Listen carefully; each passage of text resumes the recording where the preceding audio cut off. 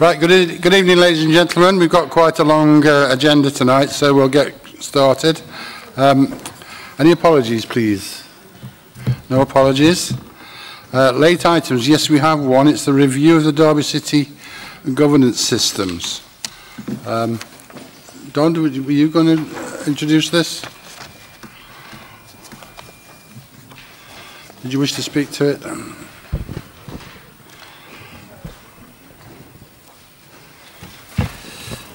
Yes, Chair, this is a report that's been considered by the working group that was set up 8 or 9 months ago to look at the options that we face potentially to set up a committee structure system by way of governance and decision making within the council. The working group have considered all the options, and this report is recommending at paragraph 2.1, 2.2, 2.3 that this, if you're minded to approve these recommendations, they go forward to full council. The thrust of what the recommendations are saying that the working principles that the working group have come up with would be for officers to go away if council were minded to approve this report on the 27th of February and see whether they could work up a system that would meet those 7 criteria, Chair. Thank you. Okay, thank you. So it was considered as exec scrutiny last night, and we have a note of the recommendation from there, which is that exec scrutiny board resolved to recommend that council cabinet amend the report to include a recommendation that council explore the possibility of moving to all-out 4-yearly elections in conjunction with the review of the City Council's governance system. That was the recommendation from exec scrutiny. Any comments from the cabinet in relation to that to start with? Okay. From my point of view, that seems an entirely sensible way of proceeding. Councillor Eldred, you indicated first.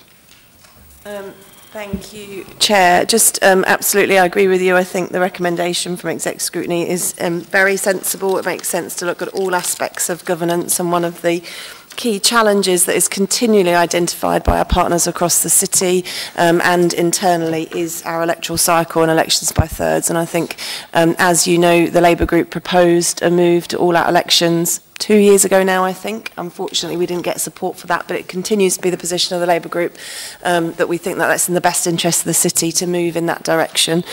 So I thank executive scrutiny for putting forward and then supporting that recommendation. I think in general terms with the report, I think it's actually been really tough, the working group. It's actually a large kind of issue to deal with, the entire governance structure of the organisation and how we make decisions. I appreciated the candour of officers last night in exec scrutiny, signifying that actually the principles that are in the report will be a challenge to meet, and they recognise that it won't necessarily be easy to meet those principles. But I think, you know, giving a framework to go away and actually mock up a system and then bring that back to full council is a sensible way to go forward. Thank you, Councillor Kerr. Thank you, and please note Councillor Skelton's apologies. I'm slightly concerned about the linkage of 4-yearly elections into this, because I think it's important that we don't delay a decision on our governance process for the sake of doing something else at the same time. I think it's to conflate the two is not necessarily helpful. And if we think back historically, until we went to a cabinet system, there weren't great calls for having a change in the electoral cycle. In 2002, when we had our change, there were very little comment, and there was no suggestion at that point in the extensive consultation about the new boundaries in 2002. There was very little. There was no discussion at all about going to a 4-yearly. So if we return to a cabinet structure, we may also find that the desire for all-up elections disappears as well. I agree very much with what Councillor Eldred has said in terms of the challenge that we have here, but the council has run as a unitary authority under a a committee system before with very similar, they're not identical responsibilities. And it probably ought to be possible to do it again. It's just a matter of finding out and working back to do that. Okay, noted. Thank you. Anybody else? In that case, Mr. McClure, have we got some words of an additional recommendation that we can include in the minutes? Yes, Chair. I think we discussed the actual proposal from Exec Scrutiny Board last night, and I discussed them with the Head of Democratic Services, and those words have been communicated to him. It's just a case, I think, maybe as he passed them to Emily.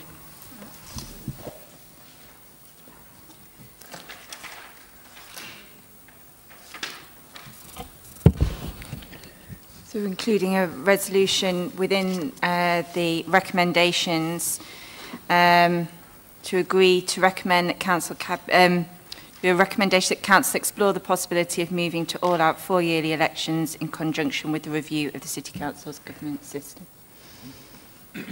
Okay, so we're agreeing recommendations 2.1, 2.2, 2.3 and an additional one along those lines, yeah? Okay, agreed, Cabinet? Thank you. Item 3 on the agenda is receipt of petitions. There are none. Urgent items, there are none. Any declarations of interest, please? Yes, Councillor Webb. Chair, can I declare an interest in item 10? I am a trustee of the Liversedge Trust and I am chair of their residential care home. So I have taken no part in the preparation of any of the information on this report on fees and charges, and I will not speak or vote on this particular issue. My Cabinet colleague, Councillor Ralston, has dealt with this issue on behalf of adult social care. But when we get to it, it'll be presented by you, I think, Andy, in respect of the detail of it. Okay, that's super. Any others? Okay, so the minutes of the meeting held the 16th of January, can we agree those, Cabinet? Yeah, agree. Thank you. Recommendations from the Exec Scrutiny Board, we've already dealt with the first one. The rest, they're only a recommendation in respect of one other item on the agenda, and we'll deal with that as we come to it, if that's okay. So that moves us to item 8, which is the revision of the National Non-Domestic Rates Policy for the award of discretionary rate relief. Don. Thank you, Chair. Hopefully this will be seen as a positive report. In the Chancellor's autumn budget last year, he introduced a further relief scheme for small and medium-sized businesses, particularly in relation to retail businesses in high streets and city centres and town centres. The proposal is to award within a certain criteria of rateable value, and that's set out in the report. A third of the rates bills will be reduced. We know who these businesses are in the city, so we'll proactively, subject to your agreement, we'll proactively amend our discretionary rate relief policy and contact all these businesses to make sure they get the relief that they're entitled to. The costs of the relief will actually be funded 100% by government through a Section 31 grant. The recommendations are to approve the discretionary rate relief policy that takes into account these changes, Chair. Any questions? In that case, can we agree the recommendations? They will be 2.1. Can we agree those, Cabinet? Yes. There was no recommendation from the Exec Scrutiny Board other than to note it in that case. So item 9, admission arrangements for infants and junior and primary schools. Andy? Yeah, thank you, Chair. This is a standard report that comes to Cabinet each year. The Council is the admission authority for all community and voluntary controlled schools, which means we have a statutory duty to consult on any changes to admission arrangements in readiness to publish the arrangements by the statutory deadline of the 28th of February 2019. A 6-week consultation was carried out and there were no objections or comments relating to the proposed admission arrangements. There are no significant changes to the proposed arrangements, and Appendix 1 in the report sets out the changes that have been made. Derby's proposed admission arrangements are consistent with other local authorities' admission arrangements, so I'd ask Cabinet to agree recommendations at 2.1 and 2.2. Okay, so Exec Scrutiny looked at this last night and resolved to note the report. Are there any questions, comments? In that case, we can agree 2.1 and 2.2 on item 9. Thank you. Item 10 is adult social care fees and charges. Thank you, Chair. The Council has a legal duty under the Care Act 2014 to annually set a fair price of purchasing adult social care from a local provider market. In order to do this, the Council consults with the provider sector annually about their cost pressures. This report sets out details of the funding model and proposed rates for 2019-20 for standard residential nursing care and for home care services. We take this report to Cabinet each year in readiness for any changes to be implemented from April. The Council builds in identified legitimate cost pressures into the care cost model agreed with the sector. The main cost pressures for 2019-20 is the increase to the national minimum wage, which rises from April 2019. So I would ask Cabinet to consider and agree the recommendations outlined in 2.1 to 2.4. Thank you. Exec Scrutiny resolved to note the report. Any comments, any questions? Okay, can we agree those, Cabinet, then? Recommendations 2.1 to 2.4? Agreed, thank you. Item 11, then, is Project Mulberry. Thank you, Who's going to do this one? Thank you, Chair. Hi. Okay. Thank you. The report outlines a proposal for the Council to invest in development at Infinity Park, Derby, which is a really important employment site in the city. And this investment will create a new headquarters for Pattern currently based in the city across 3 sites. The investment will cement their future in the city, will support the retention of around 550 jobs and create additional jobs on top. The detailed terms of the proposal are outlined in the pink papers for reasons of commercial confidentiality, but the broad terms would be that the Council would forward fund the property development through borrowing, and this borrowing in turn would be serviced by a long-term lease agreement with Pattern, and the rental income from that lease agreement would pay for the borrowing. So this overall is a really exciting project for Infinity Park Derby and the company, and that concludes my summary. Thank you. Yeah, thank you for that. Exec Scrutiny looked at this and resolved to note the report. Quick comment from me in relation to this, because I was at Infinity Park this morning for the opening of the new nuclear AMRC group that are going to be working out of Infinity Park.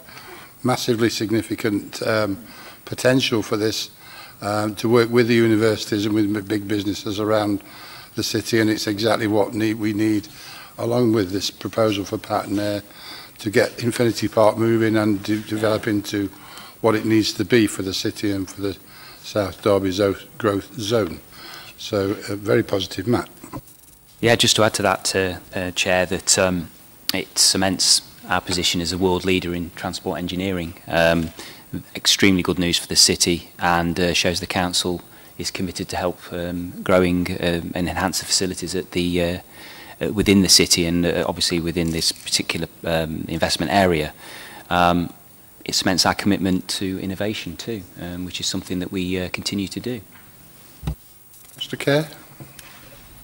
I also welcome this. It's good to see that there's development going on in that area, and we've got investment coming in. I like the comment about innovation, because I would hope that this is going to be part of our building portfolio for a number of years, not just short term. We should be building for the future. And I'd hope, therefore, that we look into making an exemplar building in terms of being low carbon, sustainable travel, and all the buzzwords that you want to put that. Obviously, it's going to go through planning.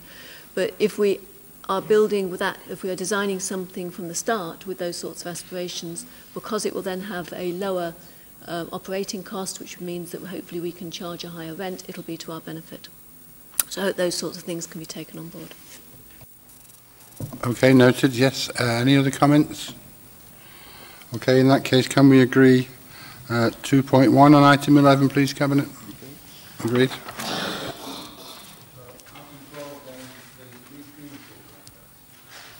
Thank you, Chair.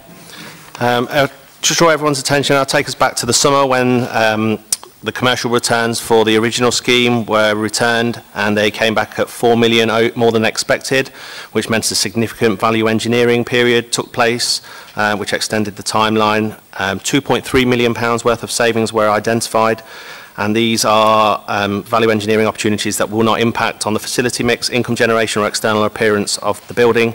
Current indicative costs are 35.8 million for the original scheme. At the same time, in June, the Council Cabinet commissioned a review of the design of the pool and subsequently a feasibility study. The most viable enhanced leisure water option that came back increased the pool hall size as well as the pool size itself, and included additional features such as a wave generation, flumes, a multi-side and a wave rider.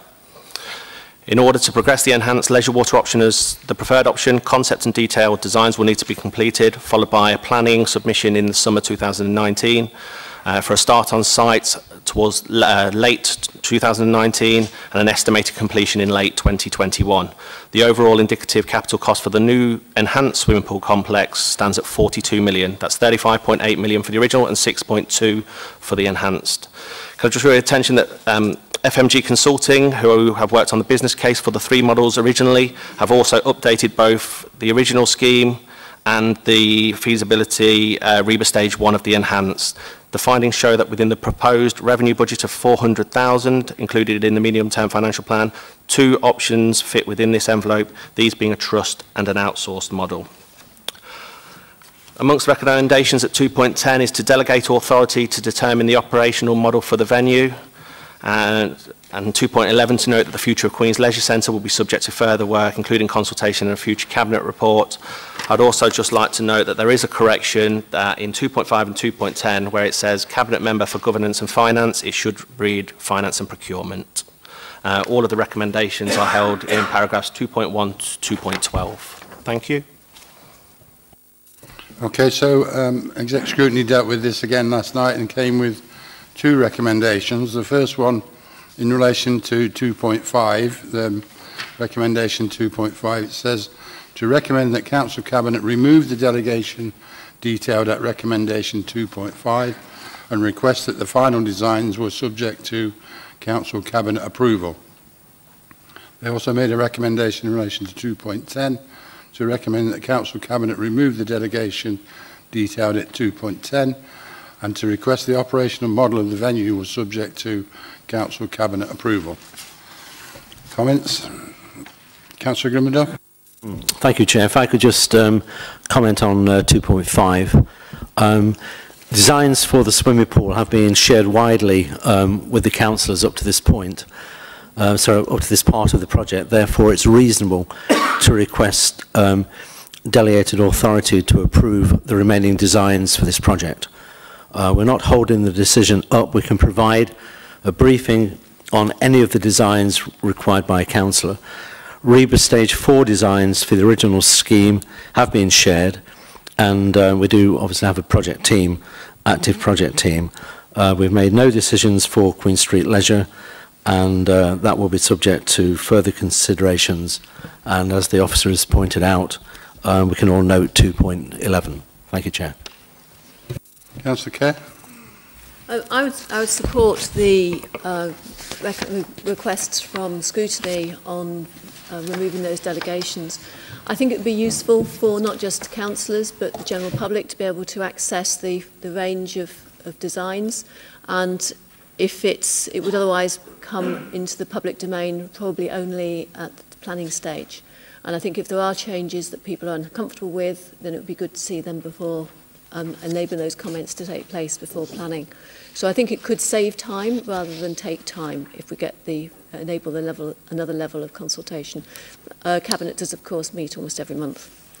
The other point I'd make here is that in terms of the business plan and the operating costs, there doesn't seem to be details of that here.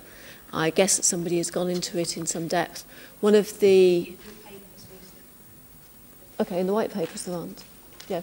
I don't think it's the business case isn't expanded in that detail in the pink papers. But it must be done somewhere. One of the normal particular costs of swimming pools is the energy cost to keep the place warm and keep the water warm. And therefore I'd hope that again we are looking at the environmental credentials here and looking at maximising the use of renewable technologies as part of the building design from the start, making sure the building is very well insulated and the tank and so on. Thank you.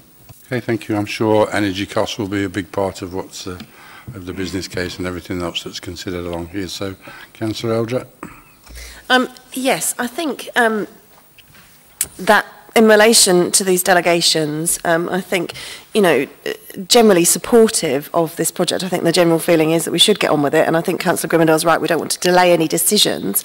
However, this will be one of the largest projects that the Council is undertaking, and it really is important that we get it right and that there is proper scrutiny, and I think bringing the decision about the designs back to Cabinet would provide that and will ensure that we're moving forward in the best possible way. And as Lucy says, Cabinet meets every month, so it's not really going to delay anything in terms of bringing it back and putting it back into that system. I think I just want to comment a little bit on the operational model in terms of how important it is. Again, this is a massive project for the council. It's going to have an ongoing subsidy by the Derby taxpayer, both for the operating costs and the revenue costs, but also the revenue costs of the borrowing associated with it, which are significant and in the region of, you know, over £2 million in terms £2 million a year in terms of the cost of borrowing potentially to the Derby taxpayer. And I think the key for me with this about the operator is that essentially we're potentially looking at an outsource model or a trust model. And the danger with that is that unless you put the right conditions in place in terms of the operating model and the operator, that costs of accessing the facility could very quickly escalate. And my concern, and one of the concerns that was expressed at scrutiny last night, is that it's fantastic to have this facility, but it won't be fantastic to have this facility if it's not accessible to the vast majority of families in this city. And that's both the swimming and the leisure water and the gym and the leisure facilities. And I think part of the reason why it's important it comes back to Cabinet is so that there is some mechanism put in place to make sure that Cabinet is confident that on an ongoing basis there are going to be mechanisms in place to ensure that prices are kept at a level which are affordable for families in Derby. So that's kind of that piece in terms of the rationale. I also, I mean, I note again what Councillor Grimendell says about Queen's. However, you do have in your budget proposal a saving in 21-22 of £220-something thousand a year for not operating Queen's. So there is an assumption that Queen's will close. And though I accept, I drove past Queen's today and was looking at all the scaffolding, I accept that it is pretty much on its last legs. It's done a fantastic service to the city as a leisure facility, firstly, that there should be some guarantees that Queen's is not closed until such time as the new pool is open. But I think there is a more general concern about all of the water space for the city being in one place. And the great thing about Queen's is it's very accessible by public transport, again, to the vast majority of people, particularly in the north of the city. And my ward, let's have a plug for Darley, where lots of people walk and take the bus. And so I think that there does need to be some commitment going forward to looking at the location of swimming facilities in the city and whether or not we need to explore having a city centre pool, although I appreciate that probably won't be Queen's as it is at the moment, because that really probably, Queen's probably deserves to retire at some point in the not too distant future. Yes, Matt. Thank you, Chair. Just to give some assurances on governance and scrutiny of this, I remember, Councillor Kerr will remember this well, because I think it was brought forward initially under her administration back in 2007-8, that sort of time.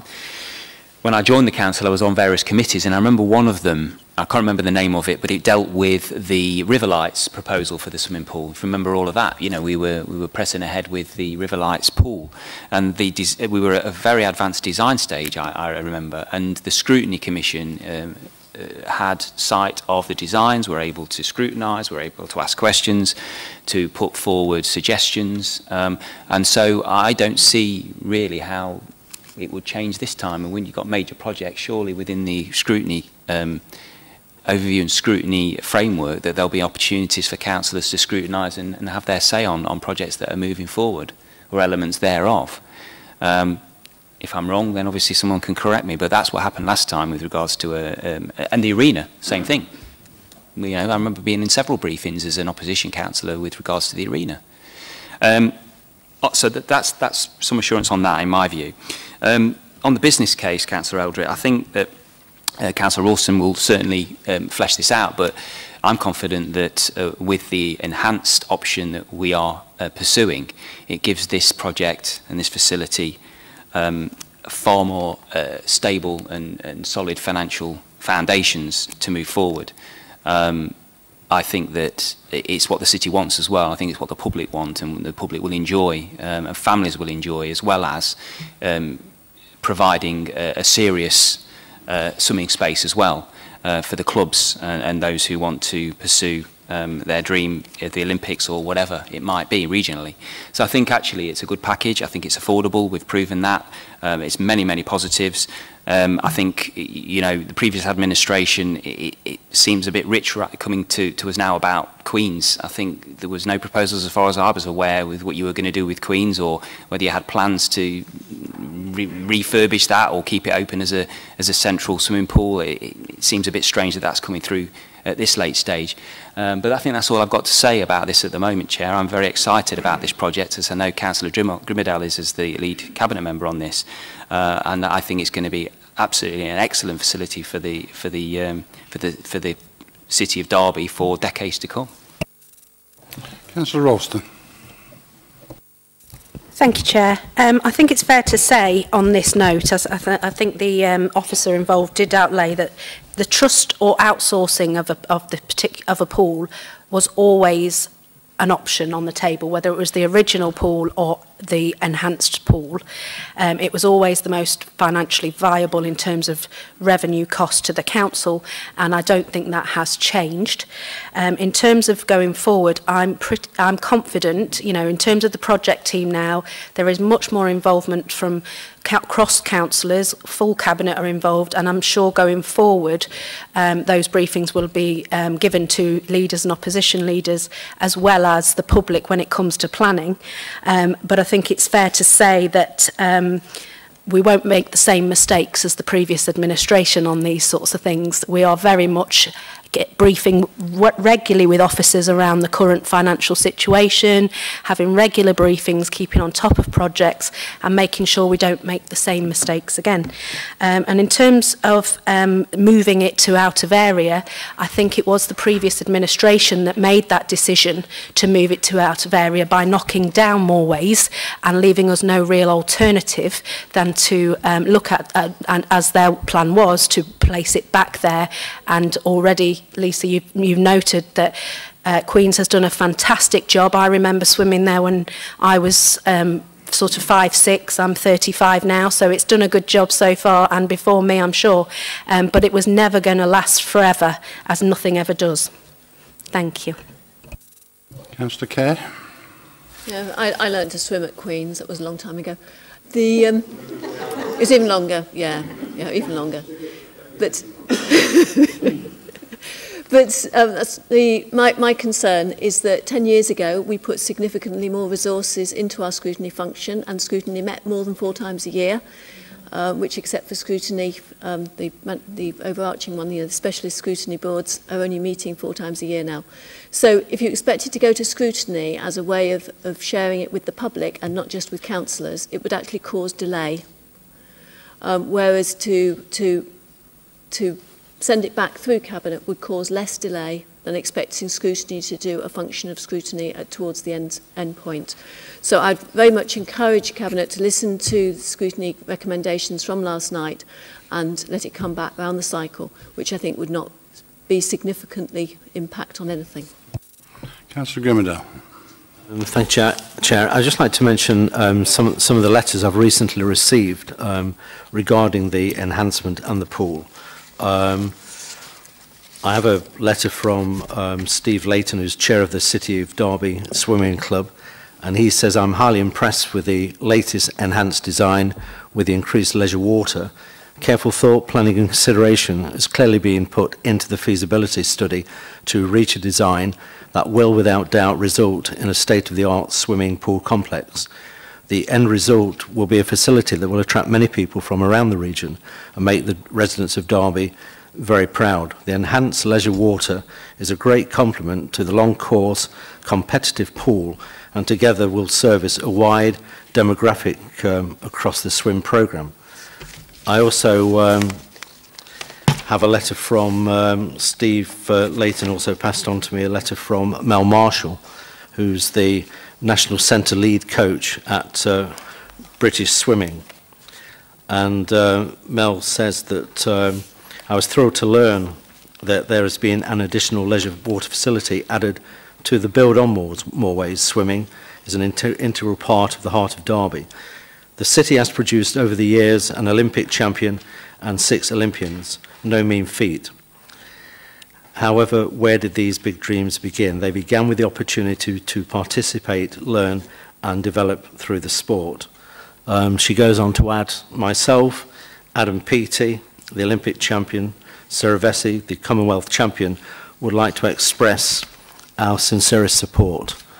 And I have another letter from Douglas Whitlam, Derbyshire Amateur Swimming Association, who says having been involved with this new facility complex from its inception and through its development, I'm delighted that the intention is to proceed with the original plans plus an improved and enhanced leisure facility. The enhanced leisure facility will guarantee that all of the people in the city and the region can benefit. So these are all letters of great support for our enhancement and the new swimming pool complex. A lot of friends, Alan, you must, and a lot of them write to you, so that's very good. But obviously very positive in relation to this. Councillor Ralston, did you want to come back on something? Yes, my apologies, Chair. I just wanted to come back. I agree, actually. Sorry, Councillor Skelton. You're right. What I meant, Skelton, is because Luke Care. It's because it's right in front of me and I'm reading it. Sorry, Lucy. You're right in terms of what I meant to say in terms of briefings with opposition members and detailing you and bringing you into it. Absolutely, but you know, we will keep it as clear as and open and transparent as possible. But in terms of what we're trying to do, what we're trying not to do is put more delays. And I think it's fair to say that this project was already delayed due to the fact that the previous plans, although well thought out, would have never gone in within the 33 million, have effectively come out at 35.8 and would have had to come back to Cabinet anyway. So there were already increased timescales, and by doing these delegated authorities just means we can ensure the public, because that's what the public want. The public want a pool that is fit for purpose, that is can be utilised by all residents as soon as humanly possible. And by doing this, and I can assure you it will be cross-checked, triple-checked, quadruple-checked to make sure we're making everything as clear as we possibly can. Very good point. Okay, thanks. So, unless there's anything else to sum up, Councillor Eldred, just in answer to a couple of your points, I think you're right. I think that Queen Street has come to the end of its, or coming towards the end of its useful life. There is an assumption that it will have to close eventually. You asked for a reassurance that it would be kept open until the new pool is opened. That's certainly our intention. The only caveat to that would be that we know that there's a long list of essential repairs in the relatively short term that need to be spent on Queen Street baths. Should any of those come forward and be significant costs that would make it nonsense to spend a large amount of money on those repairs, that would be the only caveat. We don't anticipate that to be the case. We are reasonably confident that we're able to keep the swimming pool open until such times the new one opens, and that's our intention entirely to do that. Just another comment would be that I think it's already been pointed out to you that it was yourselves actually that chose the new location for the pool, and we are committed to doing it there and working with that. In relation to the recommendations of the Executive Scrutiny Committee, I can understand their concerns around project management in this city in the light of current recent events, but actually I'm confident that we as an administration have a good project team in place, all the support, all the officer support, expert advice that we need. We'd already amended the delegations to include 2 other cabinet members, and I have a personal interest in this one, so I'm going to ask that I be added to that list of delegations too, to make sure that I am fully abreast of it as well, because we certainly will deliver this in an appropriate manner, and we will take the appropriate responsibilities for it, and we will not shirk our responsibilities in dealing with it and bringing forward a proper programme. Councillor Grimmadale, did you want another go? I just want one more go, Chair, just to say that we've no intention of dithering or dallying around this project, and I would just like to comment on 210. And 210, my comments on that is that it's an expedient way of dealing with this, should it be required. For example, it will ensure, 210 will ensure that the risk to the council of breaking the 5% VAT de minimis is de minimis. That as well. Thank you, Don. Is reduced, and I think that's extremely important. And as I say, an expedient way of dealing with this. Whether Don wants to add anything to that. All right. So, Cabinet, are we agreed that we are not able to accept the recommendations of exec scrutiny on this one? Agreed. So then in that case we agree the recommendations as printed 2.1 to 2.12 with the addition of myself in the delegation in respect to these decisions. 2.5 and 2.10, yes? Is that right? Okay. Yeah, agreed. Agreed. So, item 13 then is the Q3 forecast and outturn for the general fund. Don. Thank you, Chair. This is the 3rd report that we've brought to Cabinet in this financial year in relation to our financial forecasts. What this report sets out is that we're forecasting our financial position and what that's likely to be at the 31st of March this year, and it's based on income and expenditure actual figures at the 31st of December last year. There's 8 sections in this report, and they're set out in paragraph 1. I wish to draw your attention. There's a lot of information behind all the sections within the body of the report, but I wish to draw your attention to 3 of those sections briefly, if I may, Chair. The revenue budget projects a pressure of just under 5.7 million against our budget requirements this year of 222.5 million, and there's a table set out at page 2 which gives a breakdown of where that forecast is made up from. All the service directorates are coming under with a modest underspend, apart from people services, which has been consistent with previous reports that we've brought into Cabinet. The half-yearly position within the people services was forecasting a £6.2 million overspend in the current financial year, and that's increased slightly to £6.4 million.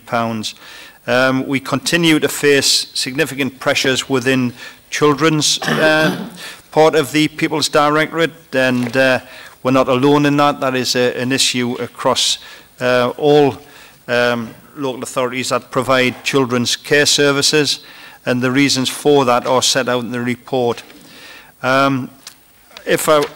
Also, there's a section in the report on capital budget, and that's set out at paragraph 4.33.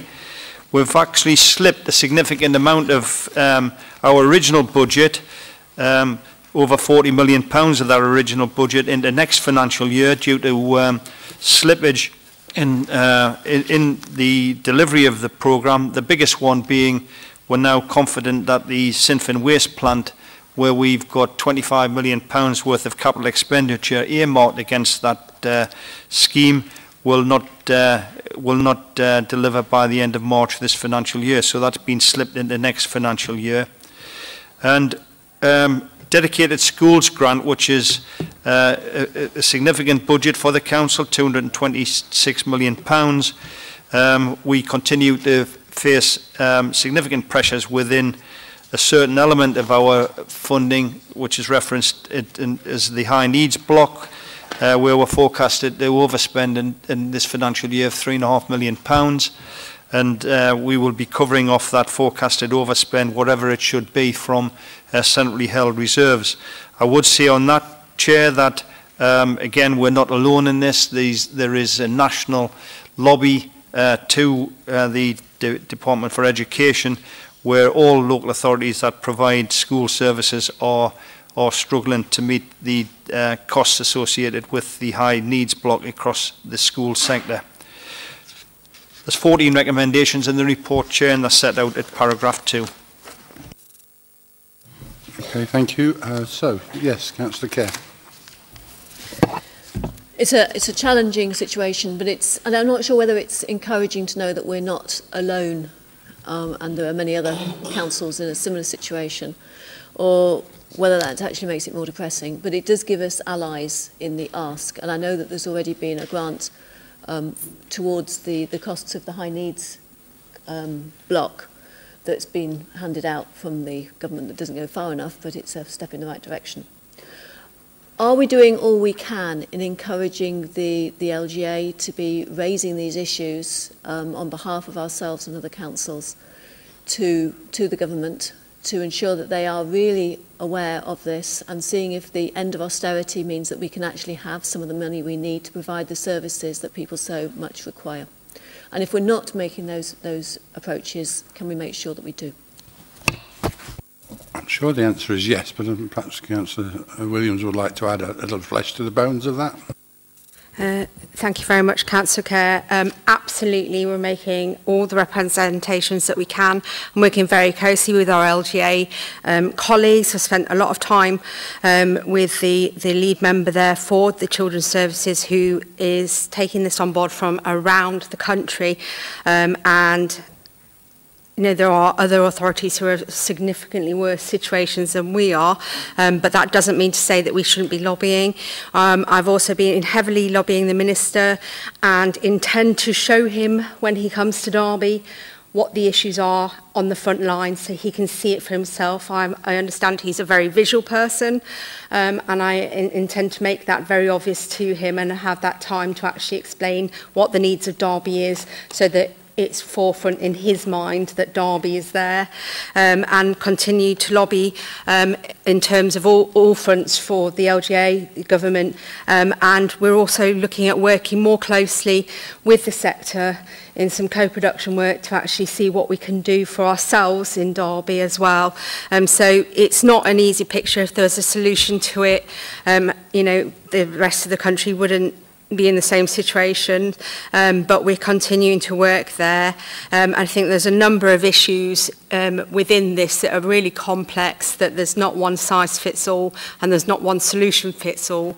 So whilst we'll continue to work on that, really happy to work with yourselves and with other lead members, shadow lead members, to make sure that we're doing everything that we can. We're really open.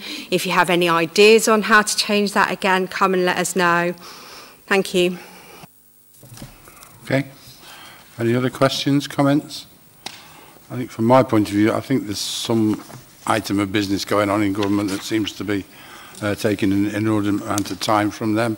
Ministers know it, MPs know it, we all know it, and the sooner we get on with dealing with these issues for the country's sake, not to mind Derby's, the better in those respects.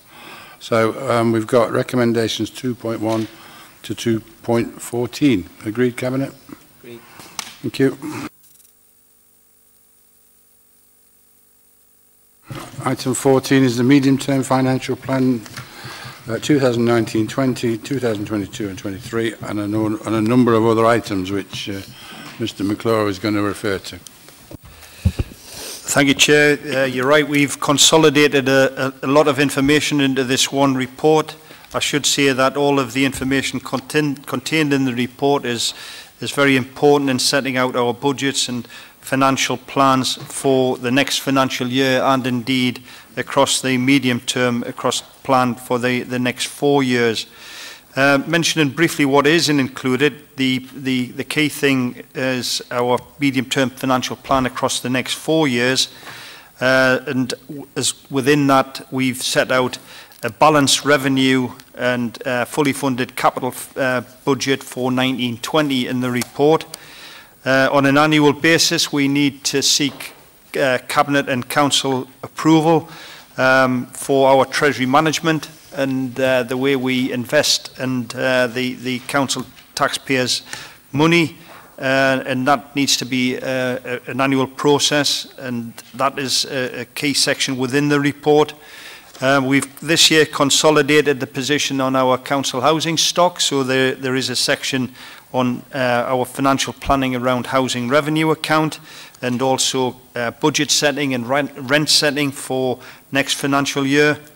Mentioned in the earlier report, the challenges around dedicated schools grant next financial year have been significantly difficult. We need to get schools budgets set by the end of this month, and we've been working very closely with the schools forum in order to get some agreement around that. We set out in the paper the a capital strategy on how we are feeding in capital projects within the capital programme. And again, the last part of the report consolidates the Council's pay policy, which again is a statutory requirement that we need to bring in the Cabinet and full Council on an annual basis. Chair, I think the key part of this report, it sets out the changes in the budget that we agreed for next financial year in December's Cabinet. And following that Cabinet meeting, we went out to consultation for a 6-week period. And the changes that we've built into the budget following that consultation and some of the changes that we had to make anyway since that Cabinet report in December are set out on page 11 of the report. There is a section at Appendix 20 at the back of the report on page 194, which summarises the feedback that we've had from all of our stakeholders, including not least the public as well. And we've set out within Appendix 20 a summary position of that feedback, and also we've included within there the considerations that you've given as a Cabinet to some of those key items of feedback. What isn't in the report yet is the feedback that we've taken on board from the savings that Cabinet agreed back in October around the people services savings, and because of the way some of these savings are structured, we need to carry out a 3-month consultation process for some of those savings that we've got a Cabinet approval to consult upon. The consultation period for that ended on the 1st of February, and we've been working very hard to actually consolidate that feedback. It's been a very good response, and the plan is that we will work up a report similar to what we've got against our general fund consultation that we'll bring to full Council. And along again, it'll include your recommendations to full Council on the 27th of February. So, a big report, Chair. There's 39 recommendations, as you would expect from such a big report, and these are set out in Section 2. Thank you. Thank you, Mr. McClure. I think it's appropriate to note at the beginning of this our appreciation as a Cabinet for the work that you and your team have done on this, not just this, but accounts, and for the Council as a whole to get back up to speed with them and to be able to produce such a necessarily detailed report. Not easy bedtime reading, but there are the appropriate summaries in there. But as an administration, we take the budget extremely seriously, and these accounts and these reports should be no less detailed than they are, and we appreciate the fact and the hard work that you put into it. So if you take that back to the team, I'd be obliged. Thank you very much. So, comments in relation to this item, Councillor Kerr? Thank you. Yeah, I think it's a much better report than the one we had last year. I think there's a lot more useful information here than going back a year ago. So certainly thank you for that. What it doesn't say much about is how we manage the risk of what you mentioned yourself, Chair, of the possible Brexit, and if that is a hard Brexit without any agreement, which we don't yet know. And what I'd be interested to know, and it'd be useful to have some additional information, if we're able to, before we debate this in full council, on what we have putting in as sort of emergency procedures in the event of something bad like that happening, both in terms of how we would manage potential new budget partway through the year, and also how we are managing the potential costs of activity. And I know that we've already been given a grant towards potential Brexit costs by the government. So I think there is an issue there, and it doesn't say enough about it, maybe. And to have a little bit more on that by full council might be helpful. Councillor Kay, yes, you're right. We have been given a grant in relation to it. We've been given guidelines and advice as to how we should prepare for any event within respect of Brexit, and that work is ongoing and detailed within the council and the officers that are responsible for doing that, and that will be shared or can be shared through scrutiny or whatever if that needs to be. Don, is there reference to Brexit in the report, or is there, because obviously a lot of it will be ifs and ands and possibilities, but can it be enhanced, the detail, bearing in mind the work that's being done in the background? Yeah, it is referenced in the report, Chair. We'll have another look to see whether we should maybe look to expand the section before we go back to council.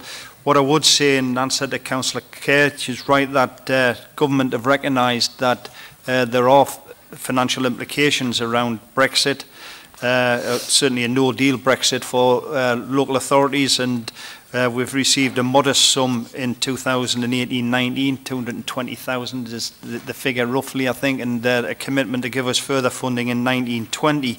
And what we've done as a council, working with the Local Resilience Forum through the county, we have set up a team through the Chief Executive has set up a team of people looking at this through the corporate core, and we're now meeting regularly, not just as a council, but with partners and other local authorities on what the potential implication is on a no-deal Brexit or a delayed Brexit, whatever, and maybe there is some scope to add a bit more on that, because it's a moving feast, as we well know. You'd be obliged if you'd have a look at that. Yes, Councillor Eldred. A few comments, Chair. Specifically, I mean, I think, Councillor Kerr raises a really key point, and I think that, and I have raised this on a number of occasions, including at scrutiny, I think, is that the impact, all of the background work that's happening in preparation for what we don't know is going to happen after the 29th of March is really important. But actually, in terms of the budget specifically, potentially we're looking at an impact on our revenue from council tax. We're potentially looking at an impact on our revenue from business rates, and we're potentially therefore looking at an increase in council, and also an increase in council tax support, right? Because if jobs move and if businesses move, that will be an impact. And those are the kind of things that there are statistics that have been generated for the East Midlands around what could happen under different scenarios. And I really, really believe that we should be factoring some of those in to the budget's projections over the next couple of years. One of the projections that we had was that, in the first 2 years after a hard Brexit, 1,000 jobs could leave the city, right? Now that obviously has a massive impact. So I do think there is some work that potentially could be done. I get that we don't know what's going to happen, right? So it's, but there are kind of scenarios that you could map out and other organisations that map out that could have a direct impact, not just on our services, but the revenue we receive as a council and the demand on our services like council tax support in the medium to long term. So that's kind of the first thing I'd say about the budget. A couple of other comments. I think that it's a bit worrying, to be honest, the use of reserves next year. Over £7 million worth of reserves being used to smooth the budget next year. There's actually a £14 million gap next year, and you've identified £7 million worth of savings, but actually using £7 million worth of reserves to plug that. It feels a little bit like kicking it down the road and leaving the problem to be dealt with in future years, and I think that is quite concerning, and I'm not sure it's the financially prudent thing to do in terms of, although, you know, obviously, Don, I'm not the expert, but, you know, in terms of actually dealing with the issues, those are just going to get worse and worse. I think if I could just highlight a couple of points. I don't want to go into the, you know, the full gambit of the budget, because obviously we've got full council on the 27th. But there's just kind of a few things that stand out, I think, for me. I think there's an issue around income generation. Obviously, what you've tried to do is put in the budget some areas of income generation, and the two that stand out for me are around parking charges and income from the increased number of public protection officers. And I just, again, slightly concerned about that. Obviously, there is a proposal to increase the number of public protection officers and increase their responsibilities and their delegated authority. It's kind of interesting and a little bit ironic, seeing as in the budget last year, you proposed to scrap the public protection officers and actually employ more neighbourhood support officers. That was an amendment proposal to the budget by the Conservatives last year, and whereas now you're proposing to increase that number to, I believe, to at least one in every, to have a named person in every ward, so 17 public protection officers. So there's a little bit of irony there.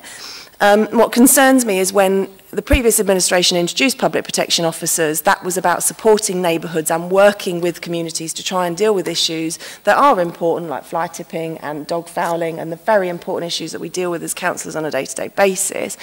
But this proposal appears to be more about generating income from parking fines, quite frankly, and it looks a bit like a stealth tax. And in combination with the increase in parking charges, it's a stealth tax that essentially could amount to around the equivalent of a 1% increase in council tax. And so you're trying to raise money off people through parking fines, again, having criticised the previous administration for things like bus lane cameras. So a bit concerned around that. Also concerned that you want to extend neighbourhood working to all 17 wards, but not the number of neighbourhood officers that are employed in that team. So actually, in a lot of areas of the city, that will mean a reduction in neighbourhood working because that team will be spread more thinly, whereas now they work across, I believe, now 9 wards, they'll be spread more thinly across 17. So that's that. My last point, I think, is one of the risks that is clearly identified in the report is around the reduction in staff numbers through redundancies and the pressure that that could put on services. That's identified as a risk within the report. And I think, you know, we need to be really cautious with this. We've already seen the impact of inadequate staffing, inadequate management, and the issues that that has caused this council in recent times. And I think we need to be really, really careful about monitoring that risk and that pressure so that we're not putting staff under any more pressure than they need to be. And let's be honest, our staff over the last 8 or 9 years have been put under increasing pressure because of austerity and ongoing government cuts. And I think what brought this home to me last night at exec scrutiny was the presentation we had that showed that over 28% of our sickness absence in our workforce is due to stress and mental health issues. And what I worry about is that we're only going to increase those problems the more staff we reduce and the more pressure there is on services. And that actually, in the end, that ends up costing the authority more money, right? Because when we have sickness absence, that actually costs us more money as an authority because we have to replace that workforce. And I think coupled with the fact that, you know, one of the proposals is to remove free parking passes for staff and, you know, is again going to be a pressure for some of our members of our workforce because it effectively means a pay cut. So I think those are the areas that kind of stand out to me immediately, Chair, as issues, but obviously we'll have a full and frank discussion on the 27th of February about the minutiae of the budget. Thank you for that. You're right, yes, we will have the opportunity to fully debate the issues in and around this budget, but actually I and we as a Cabinet are very proud of this budget in terms of being able to minimise the effect on frontline services, and we make no apologies for looking at income generation in order for us to be able to do that, to minimise the savings that are necessary in relation to public services. On frontline services, in relation to Brexit, I'm afraid with the best planning in the world, remains the probability that we would have to revisit the budget and the implications on it as a result of whatever happens with Brexit, and we will do that as soon as we know any different. In terms of reserves, necessarily we've had to use an element of reserves, but not least because of one particular project on the A52, which has left us with 3 times what it should have cost in the first place. So that's an understandable pressure on reserves. In relation to neighbourhood working, never have we proposed or wanted to reduce PPOs. The way we're going to supply the necessary neighbourhood working across the city, not just in labour wards, is going to be by increasing the number of PPOs to the equivalent of 1 in each ward, so that they will have an identified ward each to be responsible for, and the workings of the neighbourhood officers will be more targeted, more focused, and won't include any election works. So they'll be much better in the way that they operate. And in terms of sickness, we as an administration absolutely acknowledge all that. We've gone a long way and will continue to work on the culture of the council and making the council a place that people can come and work without fear of bullying, without fear of worries about their jobs. They will understand their position and be allowed to get on with doing their jobs in a can-do manner that we are encouraging. So, yes, Councillor Ralston. Thank you, Chair. I just want to start with your last point, Lisa. I think it's absolutely amazing, your issue, if you like, with the staffing numbers here, because I'm sure you were aware that there was £3.3 million in your budget for this coming financial year that was particularly around staff cuts to those that were poor performing and not meeting their requirements, and those were taken out straight away when we started to look at budgets. And going forward, I think, you know, from a comments point of view, I think that is very, very rich, and perhaps you need to go back and look at your numbers again, because you may have missed that one. But in terms of moving forward, on the other comments that you've raised, Brexit, I think just to make a comment on there that yes, we now have some funding from government. Thank you very much. But what I would say is I'm really confident in the team that are looking into this. I think Heather Greenham, who is the performance and intelligence person in that department, is doing a fantastic job of making really robust and challenging scrutiny to us as a council of how to move this forward. So I'd like to just say thank you to that team and how that team are moving and progressing with looking at these things going forward. The second thing I'd like to raise is your comments around neighbourhood working. And yes, you're right, they were in just 9 wards historically, predominantly a particular political party's ward, and we are now making sure that is fair across the whole entire city. And yes, the officers will be working potentially 3 wards, but what won't be happening is with the increase of the payment, the PPOs, is that the work that they have been doing, their workload will decrease, because I spend a lot of time with my neighbourhood officers going outside schools, tackling school parking. I've spent a lot of time tackling waste, rubbish, dog waste, all those things, and this is the type of thing. And the short answer is this: it won't be a tax on residents. The simple answer is don't do it and you won't be fined. That's the message that should be being put out there. You should be supporting this, cleaning up our streets, making Derby a better, cleaner, safer place to be, not only for residents, but for everybody involved, especially the children outside schools. And actually what we should be doing is praising the increase in PPOs, because it will take the pressure off those and the pressure off our neighbourhood officers who do a fantastic job, but it will allow them to be freed up to do what they should be doing, which is working with residents, working with councillors to look at priorities about what should be happening in every single ward in the city, not just yours plus one. Thank you. Councillor Holmes. Yep, thanks. Just a few points quick. I very much look forward to the budget debate, but if Councillor Earl doesn't want these extra resources in Darley, she only has to come and tell us. But I would say, from my point of view, as Councillor Wilson's just said, don't litter. You know, don't fly tip. Don't disregard well-signed and justifiable parking restrictions. Because if you do, you'll risk being fined. And I don't think there's any problem with that. I think the residents in my ward of Micklehove will certainly welcome those measures, because many of the issues, as Councillor Wilson said, revolve around some of those things. And we want to see action at a local level that's reasonable, that anyone can support, because you shouldn't be doing those things. And it's what we've been asked to do, so we're delivering it. In terms of the financial challenge, if you like, yeah, we're dealing with this we're dealing with the challenge over a number of years. You know, you may not have noticed, but we've had quite a lot on our plate since taking control of this council over the last 10 months. And there's a lot more to do, but doing that and getting this council back on its feet over a number of years is the right thing to do. So I think that's all I would say to add to the debate, Chair. Okay, so unless there's anything else, I'm going to ask Cabinet if we're okay to agree recommendations 2.1 to 2.39. Are we agreed? Agreed, thank you. Oh, just to note that the Exec Scrutiny Board did look at this and, as with the others, resolved to note the report.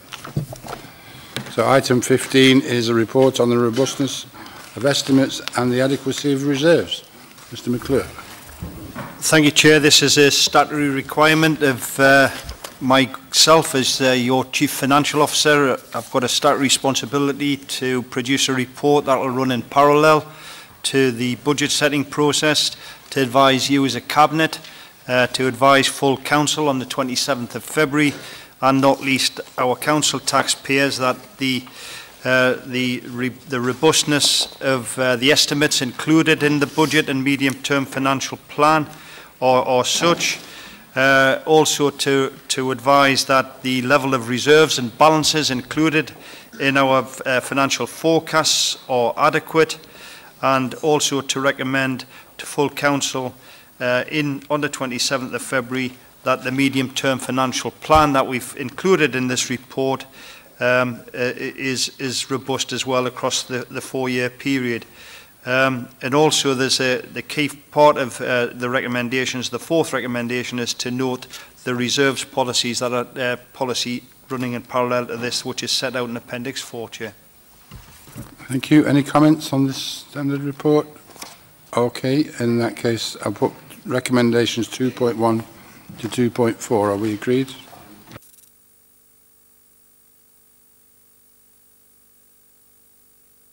Item 16 is the performance monitoring 2018-2019 Q3 results. Heather. Yep, thank you, Chair. This report highlights key areas of performance from the Council's scorecard, which is a set of priority measures. This is up to the period at the end of December 2018. The report includes a number of improved areas of performance, as highlighted at 411. Overall, just over half, 51% of the indicators are actually on track to achieve a better outcome than last year. We do recognise and regularly act on those areas which are doing less well, as shown at paragraph 412 onwards. In particular, sickness absence, which is an area that's been referred to previously. Exec Scrutiny received a presentation last night on the ongoing work taking place to address this, which is being led by a corporate leadership team.